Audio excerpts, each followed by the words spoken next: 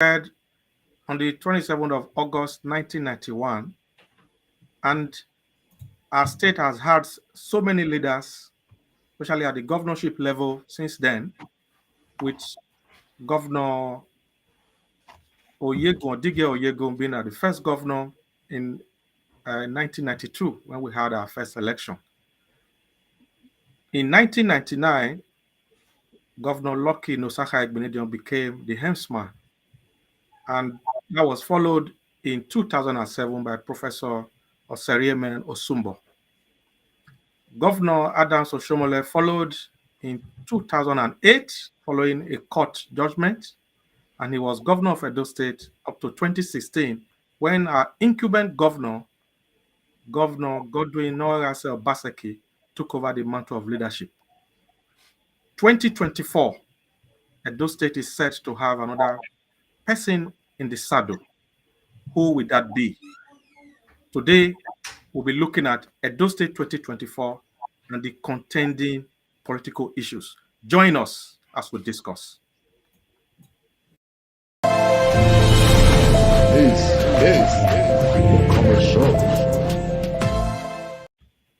Thank you, viewers from across the world. Good morning, good afternoon, good evening, depending on where you are watching us from. I'm not alone in the studio as we begin today's show, which promises to be very explosive, interactive, and insightful. I have here with me my colleagues, the fellow musketeers of the Comrade Show. First is Comrade Pharmacist Iremira. Comrade, greet our people. Thank you so much, Dr. Tony Agbons. I like today's topic, Edo State 2024, the contending political issues. Viewers, you know the drill. Please stay with us. Always a pleasure to be in your company. Thank you so much, the Comrade Pharmacist. We also have in the house our big elephant, the Comrade CNC, as we call him. He is Comrade Lante Oriake. Comrade, say hi to our people. Thank you very much, Comrade Dr. Agbons. Yes, Nigerians, it is the Comrade Show. Don't go away. It's going to be explosive. Thank you so much. Thank you so much, Comrade. So without much ado, I just want to say, those who are watching us from around the world, please share this broadcast, hit the like button. Don't watch it alone. You know the drill. So, Comrade Pharmacist Iremiran, Edo 2024. What is your general overview as the political terrain gathers steam and momentum in Edo State? Thank you so much, Dr. Tony Agbons. Following the 2023 presidential election in Nigeria, you agree with me that the mandating issue has affected people differently. And now we are not going to look at the subnational. We've had the Kogi State election, and we also had Imo State elections very recently. And Edo beacons. Edo is very important because we are different, even though we are part of Nigeria. We always set the pace and do it differently. Those who were here and witnessed what happened in 2020 when Governor Godwin Obaseki came again, you understand how unique Edo State is. And I must say today, the pot is really full and is counting. So Edo State people, we have a lot of people from diverse places across the three territorial districts to make a choice with. It is my hope that on this occasion, we must and should get it right. And like you always say, if government is for the people, then we need somebody that will look forward to, ready and willing to serve us. I'm excited. I'm very happy. With the cross for people coming up now, it promises to be a very unique one. But we must expose the truth and define what they must do, because Edo State really need to set the pace. Not just setting the pace, but setting the pace in a very unique way. Thank you very much, Comrade Austin Iremiran. So I come to you, Comrade Oriaki. Pharmacist Iremiran has talked about governance for the people. So we want to hear from you, Comrade. What are your expectations? Well, Comrade Dr. Agbons, thank you very much. I think the expectations are quite much. You know, they are much because we've had a history. In Edo State, we've had our own history, and the history is, still developing, quite much. And whether we like it or not, we have developed quite some history too with the current Governor Baseki. And like they say, government is a continuum. Edo State is not yet there.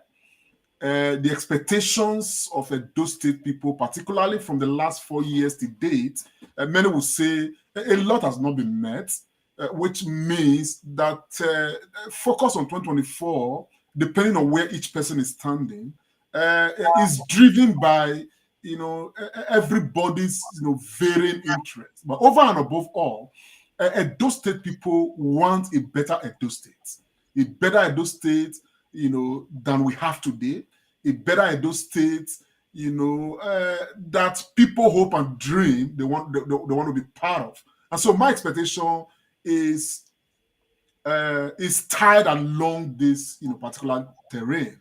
And that expectation boils down to who is that person amongst the varying issues? Who is that person that will encapsulate, that Edo dream, that we all yearn for? And I hope that the political parties will throw up, the best of the best among the aspirants of today. As candidates, those states we have a pool of competent, ready people to choose from. At the end of the day, whoever we end up with as the governor of Edo State will be one that Edo State people will be happy with. So my expectation is that let us get the best to be the next governor of Edo State. Thank you very much, comrade. Let us get the best to be the next governor of Edo State. There are contending issues, and we are not going to leave any stone unturned in touching some of these critical areas. So the first one I want to talk about is the Esan agenda. There's this huge clamor for candidates that are coming out that the next governor of Edo State has to be from the Esan extraction. Talking about the Edo Central Senatorial District. So I'm coming to you now, pharmacist Iremira. The Esan agenda. How do you see this? Is it a legitimate agenda, or is this a political isolation, formula? What is your take on this particular issue? It's brewing and brewing very well. Yeah, thank you so much, Dr. Tony Agbons. I think you situated that very well. I think the issue of ESA agenda will play a very important role as we begin to go into this election process and in the process of even getting candidates from these political parties who would be contenders. They are aspirant now and will be contenders for the governorship election. I must say that in a very civilized society, Dr. Tony Agbons and indeed Comrade Lanto Ekponsaraki, we shouldn't be talking of where anybody comes from. But politics in Nigeria seems to be a bit very different, a bit local, and somewhat my own cannot be removed out of it. So those people that are clamoring for ESA agenda, to some extent, have some legitimacy. We all know that Edo State has got 3 senatorial districts. You have the Edo South, Edo North, and Edo Central. Coincidentally, I think Edo Central and Edo South, I would say they are somewhat lucky because these 2 senatorial districts, they are blessed with language. Across Edo State, which is a microcosm of Nigeria in terms of language distribution, the Edo South and indeed Edo Central have predominantly 2 major languages. We might have small ones, but they are not overwhelming. So in the south of Edo State, primarily they speak the Bini language. And in Esan Central, or in the Central, Edo Central Senatorial District, they speak mainly the Esan language. Unlike the north of Edo State, where the languages are so much, I can count even up to 10. So, if you look at the 2 senatorial districts, Edo South has had a fair share. The current governor is from Edo South. And Edo North has also had a fair share. The governor before this, Governor Adams Oshomole, emanate from Edo North. Edo Central had a small stint with the presence of the Governor Professor Osumbo, who lasted for just a little over a year. So the Esan people who made predominantly the Edo Central are clamoring that indeed, in the issue of turn by turn, it is their turn. Hence, they are clamoring that they've not had a very they've not been governor for a long time. So they think this is the right time for them to be governor. But I must say, we are also forgetting that the Edo North are suffering. In Edo North, we have close to 6 or 7 languages. And many of those big languages, like the Onwans, the Akoko Edos, are often also marginalized. When it comes to Edo North, the Esako, because they are well positioned, are always grabbing the share. So some people will argue, while we are clamoring that it should go to Esan Central, we must also realize that the Onwans and the Akoko Edos have not had a bite out of it. So why did I say all this, Dr. Tony Agbons? I just wanted to lay it bare to say that whatever agenda you put forward, you might have a point. But the most important thing is governance. Governance for the betterment of all Edo State citizens, irrespective of where you come from. Some people will also argue, we've clamored that the North became president and we were saying it should go back to the North. Hence we said it should come back to the South. But the Easterners will also say they haven't had a fair share. So it makes it really, really very, very difficult from which point you stand. As a sympathizer of the Esan people, I would say it makes sense for their clamor. But do they have the best? Must we sacrifice agenda of where you come from on the altar of good governance? It is a very big question. But I think the issue of Esan agenda will really not go away, and it will play a very big role in what happens going forward. Whichever, personally, I stand for good governance. If we get somebody from Edo Central who will take Edo State to the next level, so be it. But I think with the division in our country based on ethnicity and religion, this will not go away. We just have to see how it plays out. And I must also say that we have close to more than 20 people now that have declared interest. Is just about 20% from Edo Central, which is the Esan people. Which means if we are to go by majority, there seems not to be there. But who knows? We'll leave it to the party to make their choice. Thank you very much. Indeed, the political parties are the vehicles with which people attend to executive positions, at least in a democracy. Yeah. Very, very salient point you have raised there, especially coming from you, who is, I know you are from a Edo North senatorial district. Very, very, very honest assertions you have put forward. Thank you so much, promises. So I come to you now, Comrade Oriahi. The same question, the Esan agenda. What is your take, sir?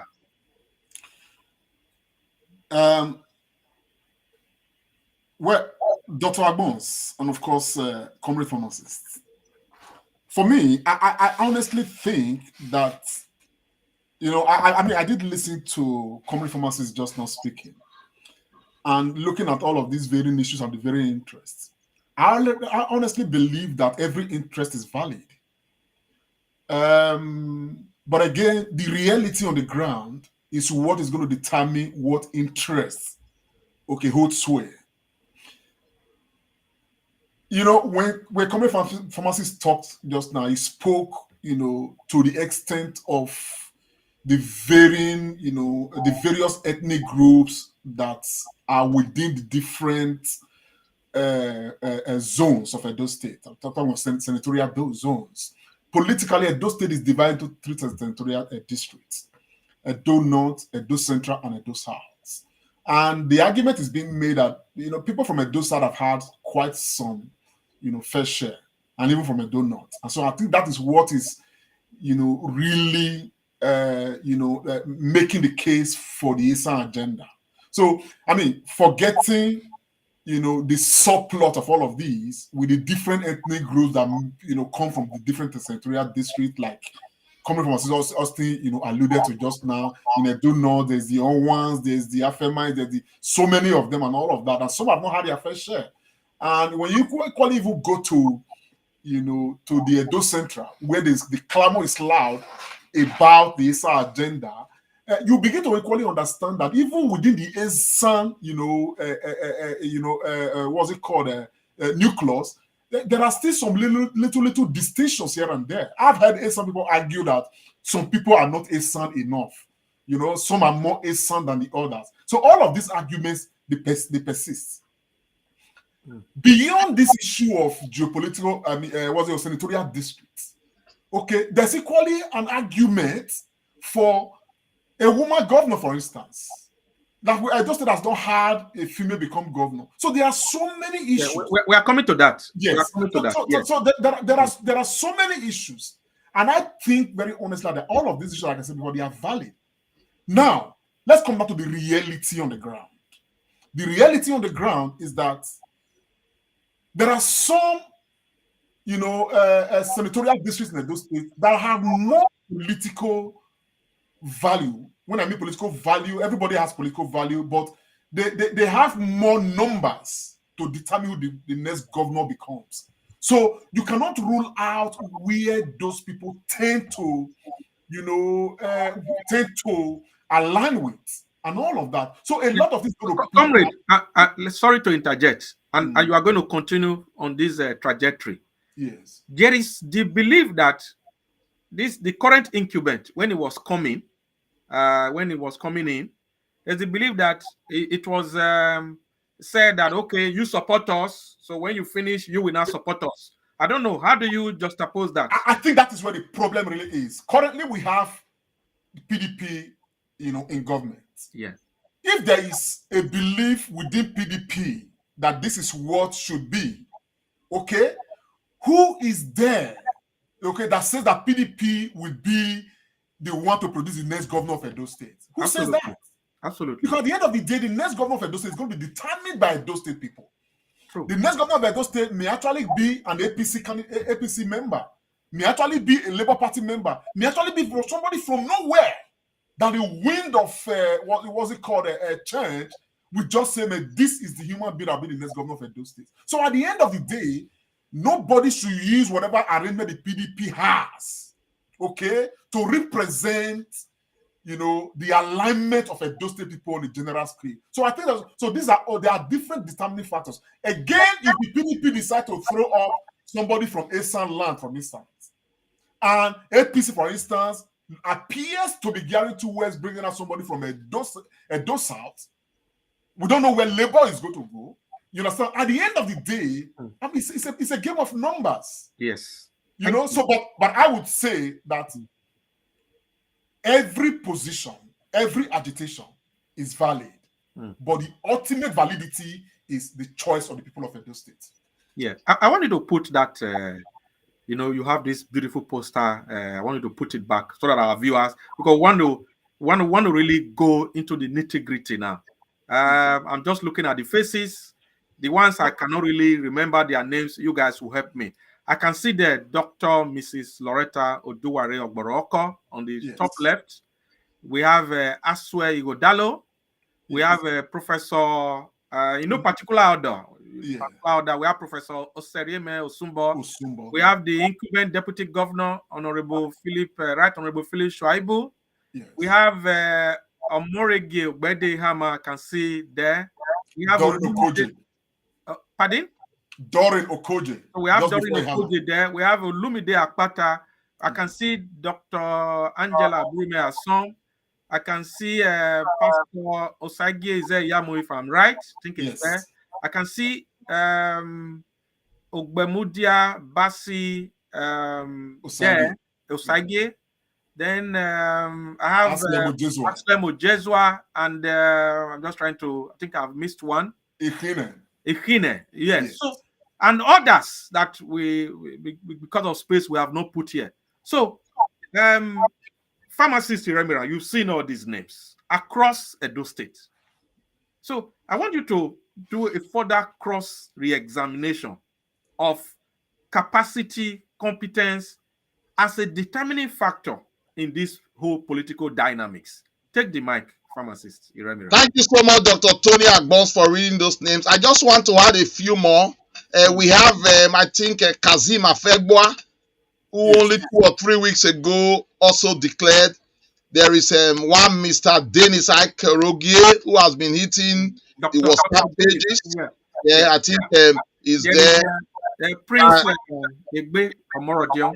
Prince Egbe Omorodion is there. And very recently, a strong fighter, a student union government president in the days of Uniben, no other but Michael Shaw, has also thrown his hat into the ring.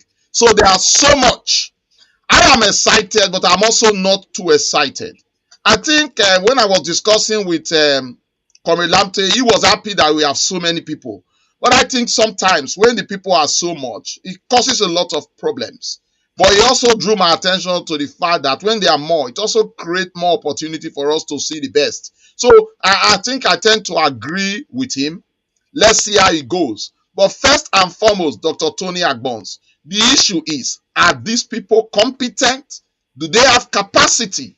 And I also worry about age. We said that the country and our nation is moving very fast. Edo State is also moving very fast. I would think I prefer somebody young. Within the neighborhood of about 40 to 60 years will do it for me. And even less, because the things are moving very fast. No, you are going to ageism now. Yeah, okay, well, you know I can take you to court for that. I know. I'm very sorry. It's just that I always think that you bring the best out when you are very youthful and young. So that's fine. Then we have to look at competence and compassion. What is their track record?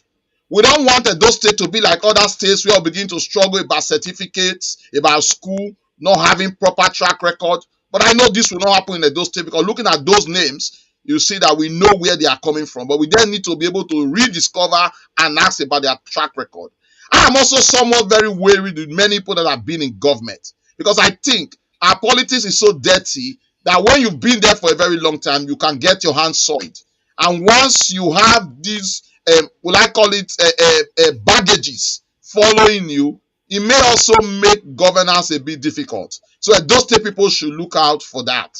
And what have they done in their previous positions? How well have they done it? I think too, it's not just certificate, but having a good education. And have you transferred those education to very viable and veritable skills that we can measure? Then above all, it's early days here, Dr. Tony Agbons. Their manifesto, as they bring it out, will also shed more light on what their dreams are.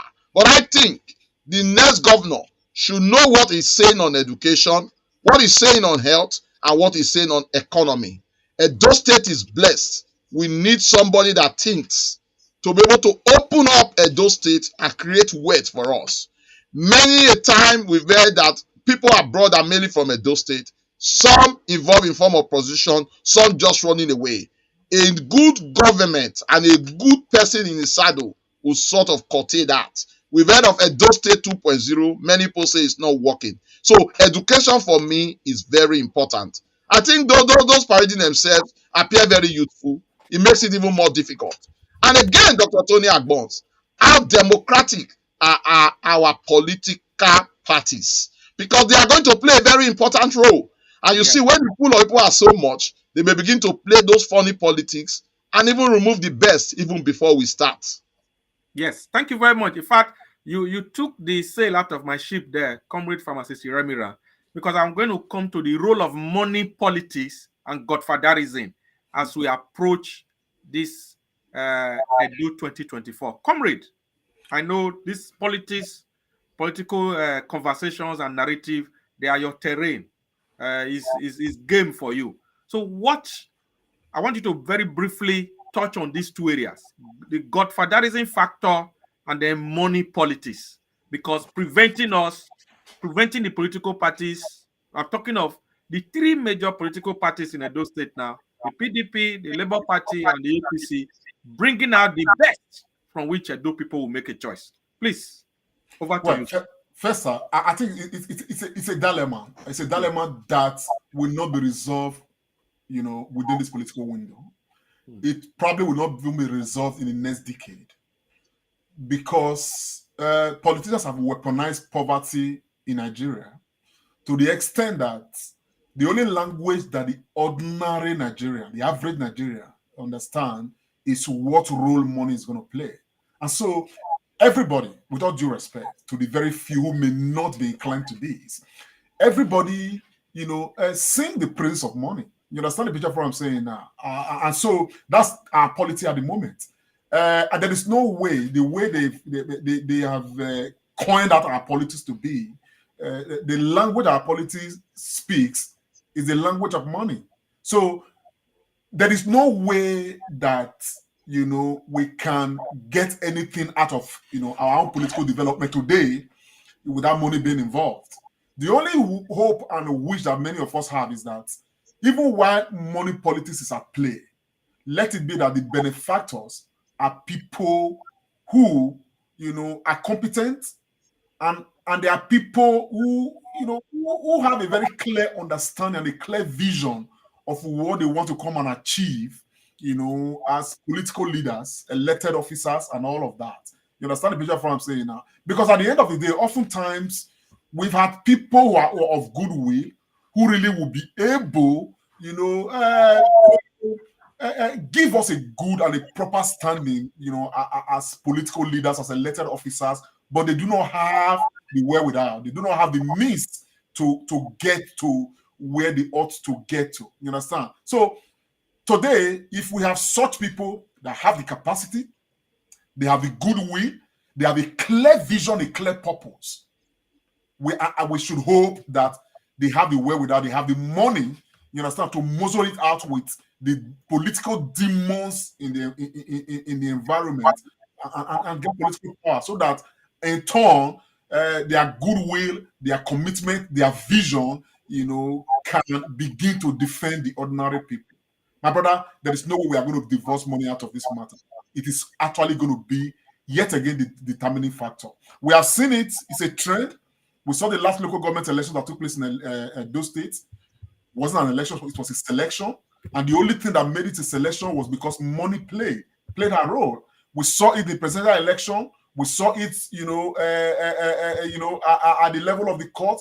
So at the end of the day, okay, it's all about money. Now, when you talk about godfatherism, again, there is no way we can separate godfatherism from this same money politics. Because at the end of the day, what makes you a godfather is how much money you have amassed from the corridors of political power.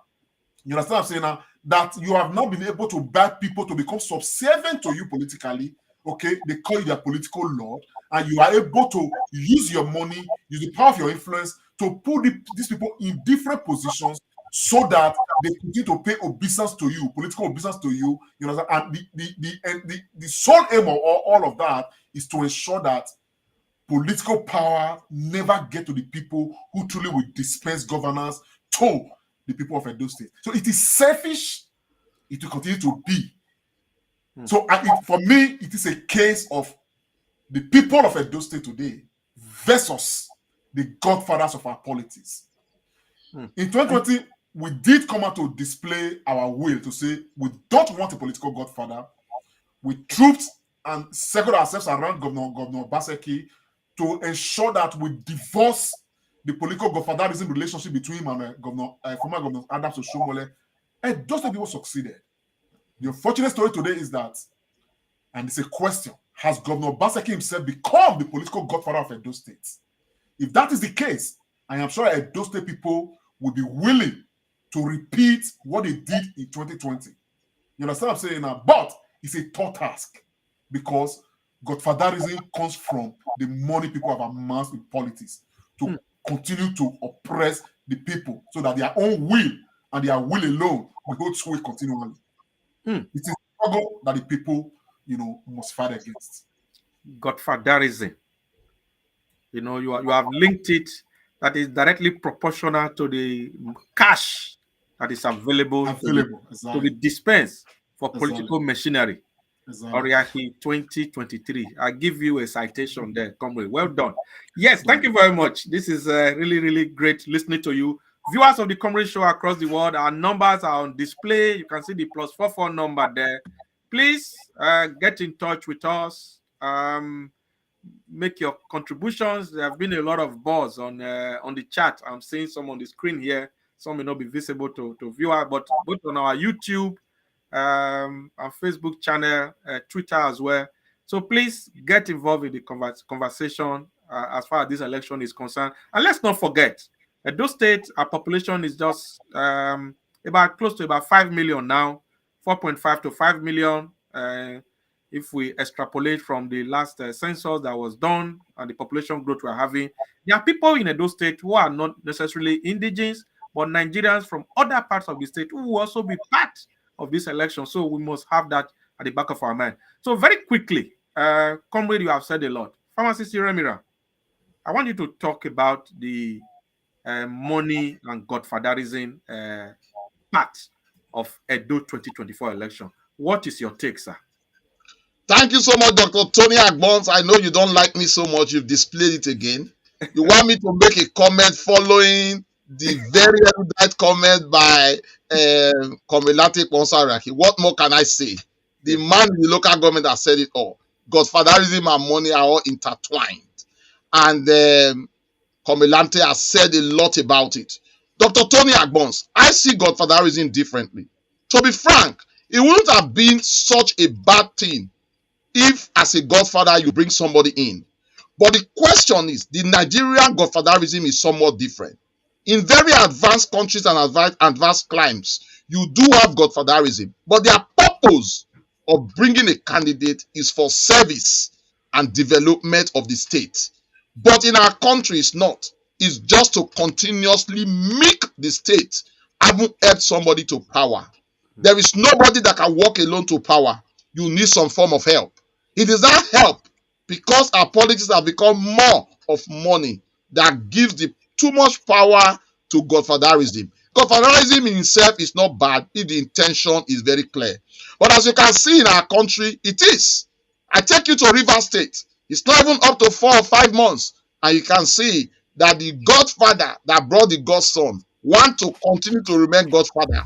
Hence, a godson that was hitherto not good enough or not being able to say anything is now saying pa, even to the godfather. You saw what happened in Lagos. That man who is our president today brought godfatherism to very, very, very enviable position. Even as president of Nigeria, he's still governor to Lagos. But that template has been tried by so many states, but it has not worked because indeed they've come to maturity. So once we condemn godfatherism, we must say that the godfathers themselves, who are in a position now, once you have your son, if you leave him alone to develop, then you see how it will go. Because of the issue of money, Dr. Tony Agbons, you can't just come. You can come with all your good qualities. But if you don't have the money, because of the impoverished nature of the citizens of that state, in our case, Edo State, people will always clamor for money. And the reason why they do that is they think it is their only benefit just now, because they have not really seen true governance. And I can tell you, if anybody comes in and give good governance for 4 years and people see it, this money issue will be reduced. But just to join Komilante, we cannot remove godfatherism and money politics just now. Thank you very much. There's a great synergy and agreement between the two of you on godfatherism. And I very much agree. Politics require the oil of money to grease. And but we hope that even at that, the welfare of the people, well-being of the people should be paramount for anybody seeking political office, and not just for personal aggrandizement, as is often said. So this now takes us to another aspect of this Edo 2024. We've seen a lot of reports, a lot of our women, coming to the table. Edo State, over the years, we've been blessed with great women from the 3 senatorial districts. We've had a lot of our women who have done a lot in the past, So now we are having women also coming out, for the highest office. So I want to ask Comrade Lante Oriahi, women in politics, and is Edo State about to produce the first female governor in Nigeria, like we produced the first female senator, Senator Afegwa, back in the days? I honestly wish and hope that it is something that those two people can look at really and chase after, and for many different reasons. And that's why I said earlier that, amongst all the varying submissions by different people and the clamor for Esan agenda, women agenda is another thing that personally I have very strong soft spot for. The reason is because I am a very passionate Edo State person, a very passionate Nigerian who has been doing so much to contribute towards Nigeria's development. And I can tell you that the failings that we have experienced in Nigeria and in Edo State have been majorly orchestrated by men. So it sort of gives me the idea that if for the last 60 years plus of our independence, we've had men orchestrating political affairs in Nigeria, and this is what they have given us after 62, 3, 4 years, I probably think that it's time we start, trying the female gender. You understand what I'm saying? To hold political positions. And I think so because we have come of age where we see, everywhere we turn, we see women with capacity, women who are excelling in other, fields of endeavor. You understand what I'm saying now? And another reason why I particularly favor, probably a woman governor in 2024 in Edo State is because women primarily, by the way, God and nature appear to have designed things. Okay, women, responsible women are under husbands. Okay, no matter the Benin man says,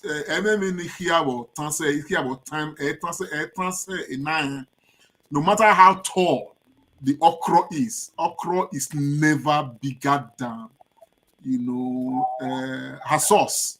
Now, the reason why I say this is that at the end of the day, as progressive as women are, they understand that there is hierarchy. They understand that there is primary loyalty. A responsible woman, a competent woman, has a very strong sense of loyalty to her husband. You understand what I'm saying now? But it's not the same case with men. Men predominantly, have no loyalty to anybody but to themselves. And that has played out in our politics. So I somewhat believe that if we have a woman governor or a woman president in Nigeria, for instance, okay, they would equally understand that just like if they're in their marriages, that they have loyalty to their husbands, they will understand that they have strong loyalty to the nation. And probably that will spur them to equally do better, far better than the men, have done. So I honestly believe that, this is one area that the Edo State people need to be a searchlight. Again, particularly being a state that is the first of many things. Edo State is not being called the habit of the nation for nothing. Edo State is the first of so many things. So many things. You understand what I'm saying now? And all of that. Like you said earlier, Senator Afegboa, the first woman senator, and all of that. Edo State set that record. You understand? It is there. It's verifiable. So Edo State can equally set the record of having the first, a woman to become governor in Nigeria. It's high time. We need it. You understand what I'm saying? Because looking at the environment, it is toxic. And this toxic nature of the environment is one that was created, perpetuated, grown, promoted by men. And we must have a way of breaking the jinx we probably made with a woman who is competent, who is responsible, who is loyal, and of course, who has a clear vision to develop Edo State. And if that happens, believe me, Nigeria probably will start to borrow a different leaf. Because where we are right now is a very dangerous state of political affairs. Because the man we have as president today, believe me, the only aim of this human being is to use whatever means possible to turn Nigeria into a one-party state where he will be the overriding godfather to determine who becomes who in Nigeria. He's already doing that. You understand what I'm saying now? Since he came, I think Nigeria has lost, other political parties have lost about 3 states to APC through the court. So there is nobody that's going to contest APC in the court today that will win because of the human being we have right now and the crop of people we have right now as the central government. So Edo State must, catapult herself out of this political imbroglio that's already enveloping Nigeria. Nigeria is right now in political abyss, and we need some rescue mission. And it may not start at the central level, it probably can start from the state level, where we divorce ourselves from this, political immorality that is prevalent, within, at the national level, and probably from there, other states can borrow a leaf. For now, there is no progress at the national level. We must have people who will chase after progress in Edo State and pursue an economically independent Edo State. You understand what I'm saying now? As governors, that is the kind of people we need right now. Very well spoken, Comrade Lanchoriaki. And one of our viewers on Men of God, Dorcas, she just wrote what I was going to say in my mind. You've spoken very well, clear to the point, and very acerbic in your deposition there. Thank you very much, sir. Pharmacist Remira, you've listened to Comrade talk about the possibility of us having Edo State producing the first female governor. And he says so many things. I don't know what you have to say concerning this very, very important issue. Thank you so much, Dr. Tony Agbons. I think the issue of Edo State having for the first time a female governor, I think it will bring stability. It will bring hope. And before I do that, I just want to take us down historical perspective. Ambassador Osamore Joseph sang many years ago, "Give women a chance." And when he sang that song, women were trailblazers across the world. The stability we enjoy in Germany when Angela Merkel was there, even in the United States, Margaret Thatcher. United Kingdom, Margaret Thatcher. And also we had Queen Elizabeth II, who became the face of many things in the world. Dr. Tony Agbons, just pause for a moment. No sooner had we had these people leave position, you can see what the world is turning to now. Women bring some form of stability.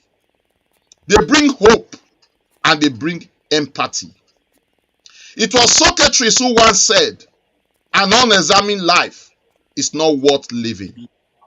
Having looked at this and juxtaposed these historical antecedents, will it not be right for us to examine our past now and see if giving women a chance will make a difference? Dr. Tony Agbons, we've not had any woman oversee any position properly indeed in Nigeria. And when you talk of positions in Nigeria, you look at the presidency and the state governors. Those are the two great ones. And because Edo State is a product of many firsts in Nigeria, like Komelante alluded to, which you said before, and I strongly support. I think at this point, Edo State is ripe for that. I'm always saddened because of the close to or more than 20 names running, aspiring, and willing to put their hearts in the ring. Only 2 women are there.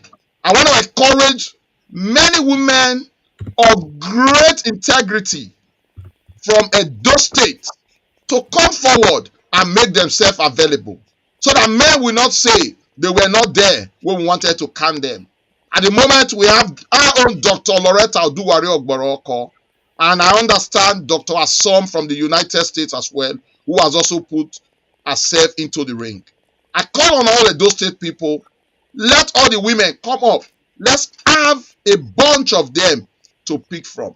I will be excited in my time that Edo State produce a governor of a female agenda. I remind Edo State of the one-time Vice Chancellor of University of Benin, Professor Grace Alele Williams, a woman of many firsts, the first professor of mathematics in the whole of sub-Saharan Africa and indeed Nigeria. I hope I get that right. At that time, there was huge stability. Women bring stability, they bring love, they bring empathy. And the women we have now, I think they have all this capacity. Edo State people should look their way. May it happen in my time that the governor of Edo State is indeed a woman. And I think there will be a radical departure. And for politics, there will be no more late night politics, because we understand that nighttime politics are scared these women away, and that's where bad decisions are taken. They will do it in the afternoon and go back to their family. Really, a woman governorship in Edo State has my overwhelming support. Thank you very much. I'm really, blown away by your, very kind disposition to the female gender, both yourself, Pharmacist Remira, and Comrade Oriaki. And you've spoken well. The men for Nigeria as a country, in the last 63 going to 64 years next year, they have failed the people of Nigeria. They failed terribly. And we've had few women at the national level who have distinguished themselves. I'm going to mention Dr. Ngozi Okonjo-Iweala, who is currently the DG of the World Trade Organization as we speak. She was Minister of Finance and Coordinating Minister of the Economy under the Goodluck Jonathan administration, and she did excellently well, creating the Sovereign Wealth Fund. She was saying, "Let us save," even though a lot of people did not agree with her. We also have Professor Dora Akinyuli of blessed memory. She revolutionized the pharmaceutical industry in Nigeria, which is your constituency, Pharmacist Remira. You know what I'm talking about. Yeah. So these are great women. There are so many we can mention. If we start mentioning them today, even in Benin, we've had Queen Idia, Eden, Emotan, and the list goes on and on. In other parts of Edo State, we've had, Queen Amina of Zaria and all that. So you guys, you know these people. So I think it's high time because, like you said, you guys have said, they bring a lot of stability. They bring a lot of balance. Just the way the way they do the things and the way they show evidence of that fundamental feeling of let everybody be well, let everybody be fine. So I want to quickly just zero into something very close to this, which is the involvement of our youth in politics. Most times when we mention the youth, people's mind go to Togri, Agberoism, and all these other things. Comrade Oriahi, as we go for this 2024 in Edo State governorship election, what do you think should be the role of Edo State youth?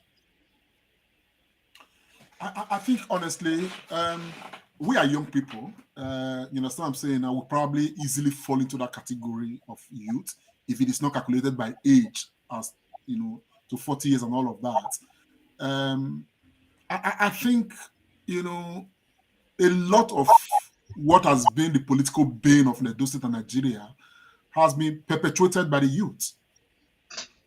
Okay, the youth have been used to destroy democracy in Nigeria. They are readily available by politicians, for politics to be used, to fulfill the insatiable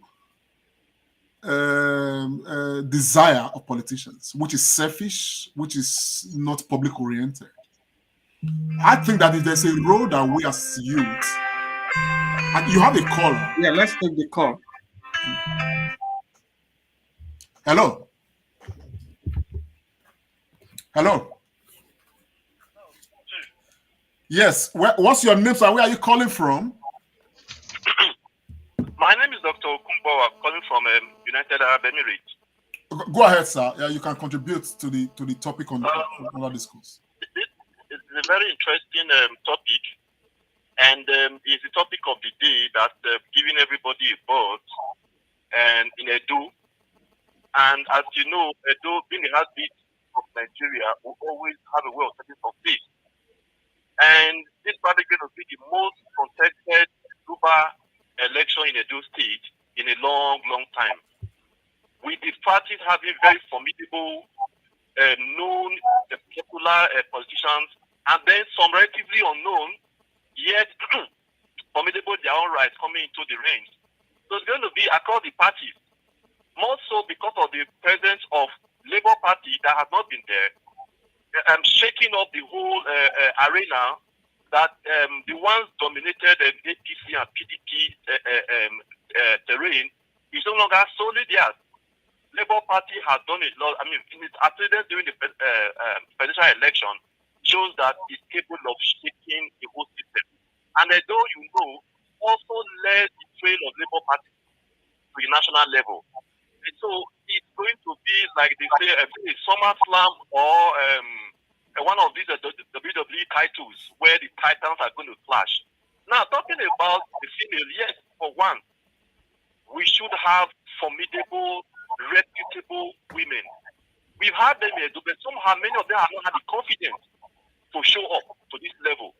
Many of them too, even though they may have had the interest, some point, because of the party politics, the way some party people want to silence everybody, they've kept many of them behind, and many of them could not break through.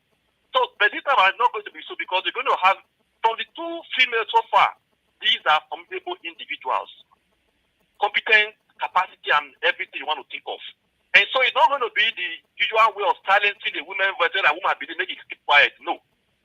That's for that. Then for youth, yes, the politicians, just like if you see the last presidential election, what APC did, what Tinubu did, was to break the will of Nigerians concerning elections, so that subsequently Nigerians will not want to vote.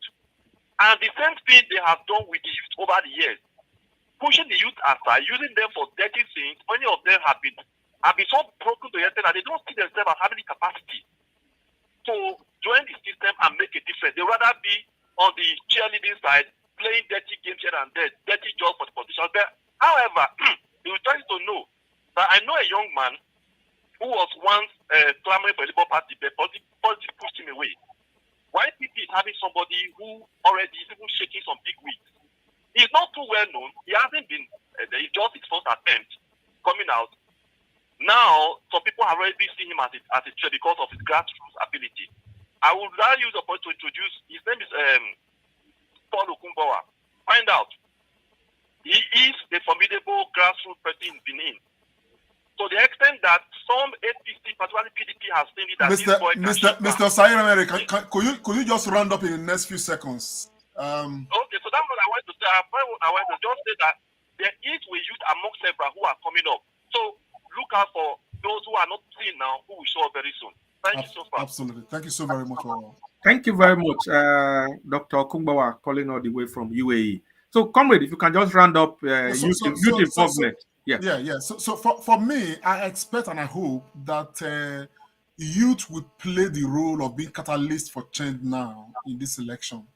They should not readily make themselves available to be used by politicians for the selfish interest of politicians. Because at the end of the day, of all that, so when you say for selfish interest, I want you to for what is it that the politicians use them to do? We don't regularly see politicians steal ballot boxes. We don't see them in the act of thuggery. We don't see them carry guns. Oftentimes the people we see that are being used are the young people, who carry guns, try, electoral processes, threaten people not to come out. We saw it hugely in Lagos before the presidential election, where people were disenfranchised. There were all actions carried out by young people. And when you look at them, none of them took 100 million naira home. You understand what I'm saying now? It's just a few thousands here and there, and they are available for these disruptions. You understand? Because if politicians don't get these young people to use, our politics will be correct. You understand? So instead of young people to avail themselves, elements displaying such indigence, political indigence as the case is, and if people can just eschew all of those nonsense, understanding that whatever we do today have a way of echoing tomorrow. Okay. Because that's exactly what we are undergoing right now. Yeah. And what we are suffering from. Yeah. Thank you very much, comrade. I'm going to quickly, because we are in the last few minutes of today's show. Pharmacist Iremira, if we get that our image back on screen, if you look at some of the candidates so far, for me, they look youthful, within the bracket of 40-something to early 60s and all that. Maybe mid-60, one or two. So, but these are not the people we are really looking at. We are looking at, the youths on the streets and universities and people who are across the state. So what do you think should be their level of involvement, both for the political parties and during the election proper? Comrade General. I think you have a caller. Yeah, we take the call. You hold that question. Go on with the call. Hello. Good evening. Please speak. Yeah, Comrade Show, speak louder. What's your name and where are you calling from? Oh, well, my name is Machiavelli. Where are you calling from, Mr. Machiavelli? Well, I'm calling from Nigeria. Go ahead, sir. I'm listening to your show. I've been listening to your show. I think I like what you guys are doing at educating Nigerians of how things are going. If I'm not right, you're speaking about the Edo gubernatorial election that is coming up next year. Yes. And also the way where our political landscape has been drawn. Yes. The first and foremost, I think your show is trying, like I was watching, is trying to enlighten the public of what has gone wrong. First of all, we have a system that has continued to cycle us, put us in the solitary confinement like that of the Bermuda Triangle. We have a foundational problem of how we bring in wrong policies and without institutions to implement it. Nigerians have been thrown into box that they don't understand where they're going and they don't understand where they're coming. Now, election comes and go. This administration pledged to give them the hope, and now it has resulted toward a hopelessness. Although gubernatorial is coming now, it's about telling the people that filling your ballot box for these politicians and not actually looking at the right thing to put on ground will set us another 8 years back. I think what you are doing, and like so much like it, and that is why I wanted to contribute. A lot of people might think you are doing something wrong because you supported it. It doesn't mean. We need to start pushing on a foundation that will yield dividends of democracy. Since 1960, Nigeria has been put in solitary confinement. In 1963, we became a republic. Nothing happened. In 1999, we became a democratic state. Nothing happened. 2024, they told us that they were going to give us hope. Now we are saying renew hopelessness. How did we get here? The point now is Nigeria, we call ourselves the giant of Africa. Yet we cannot even bring out policy that will bring the dividends of democracy. We start setting a wrong foundation with people we think we are building institutions and people that don't even forgot their certificate at home and tell them they don't want to board the people who are actually, screening them. We have people who said they are going to bring in technocrats. Now all we see is that we don't understand the kind of people they are putting into the name of affair, who is drawing us back. And those people who claim to go to school when the school was not even built. What are we trying to? Where are we heading? Mr. Machiavelli, could you just round off, please? Yeah. I think the point is well made. Thank you very much. Okay. What I'm trying to say is, please continue your efforts to try to educate these people, all our the whole Nigerians, that we need a foundational structure, institution, rule of law, equality before the law. That is how we can build a system that is going to be just for all Nigerians. Thank you so much. The Federal Republic of Nigeria, and God bless us all. God bless you too. Thank you so much. Cheers. Thank you very much, Mr. Machiavelli, called all the way from Nigeria. Very, very valid points he made there. So we are on the very last, 2 minutes of the show now. So, Pharmacist Remira, comrade, have said a lot about youth involvement, and our two callers have also said the same thing. What is your brief take on our youths as far as this Edo 2024 is concerned?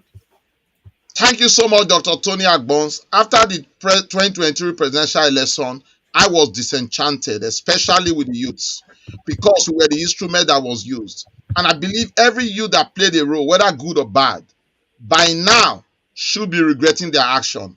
Edo State 2024 has another opportunity. Do you want to regret your action? If any politicians come to you to say you should carry ballot boxes, ask the politician, where is your child?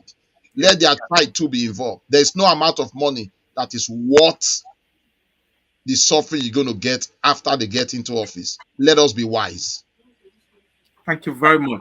And I must thank you both, Comrade Pharmacist Sini Remira and Comrade Lante Ponsauriaki, for your very robust, depositions today as we looked at the Edo 2024 governorship election that is coming up. As a program, as a show, we want to let Nigerians and Edo State people in particular know that we are going to be having very in-depth interactions with all the major players, as far as this election is concerned. Some of the candidates, if not all, they are going to be on this show. You are going to see them. You are going to interact with them, both from the Labour Party, from the PDP, from the APC. We're going to have discussions with them. Because at the end of the day, and no matter the political party these people belong to, we are first of all citizens of Edo State. And our belief is that indeed Edo State should be the heartbeat of Nigeria. We should set the pace and we should set the example. So I want to thank you very much, both of you, Pharmacist Remira and Comrade Oriaki, for your contribution. So just 30 seconds parting shot to Edo people as we close the shop. Comrade Oriaki. Thank you very much. First, the only thing I want to say is that we have not just a duty. Edo State people must understand. We have not just a duty to rescue Edo State. We have a duty to set a firm example for Nigeria. We have a duty to rescue Nigeria, as a state, as a nation, and which means that if anybody contesting now to become governor of Edo State, does not have this at the very back of their minds, that the role as aspirants are probably candidates later, is not just to come and do one or two things, it's to see that the responsibility that's going to be bestowed on whoever becomes the governor of Edo State in 2024 is a responsibility of rescuing Edo State and rescuing Nigeria. Nigeria is a sinking ship, and this nation must be rescued. And while that is to the aspirants, and probably the ones that will become candidates later, it is equally to the electorate. Electorates of Edo State have always set the pace. We must realize that this time we need to set the pace again. We need to ensure that we eschew violence. We need to stand our ground. We need to equally stand to ensure that we have a duty to defend the ballot.